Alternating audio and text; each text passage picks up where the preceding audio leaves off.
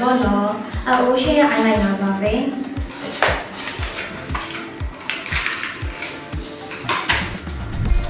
ဒီမှာဆိုရှင်သူ့ရဲ့လေဆွဲတဲ့အချောင်းကလေတော်တော်လေးအဆင်ပြေလိုလိုနဲ့ခြုံပြီးတော့လေပပလေးဆိုတော့ဆွဲရတာလေတော်တော်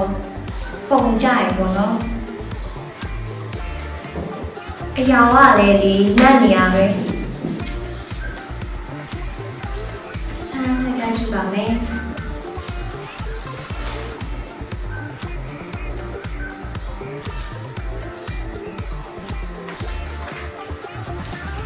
ညီမဆိုလို့ရှိရင်အဲ့လိုက်တာဆွဲရတယ်မတော်ဒါပေမဲ့လေဒီလိုပုံစံမျိုးနဲ့ကြတော့ချွန်းချွန်းလေးဆိုတော့ဆွဲရတာအဆင်ပြေရယ်တကယ်လို့လေအဲ့လိုက်တာကိုဆက်သုံးမယ်ဆိုလို့ရှိရင်ဒီလိုမျိုးပေါ့နော်ခါပေးပါ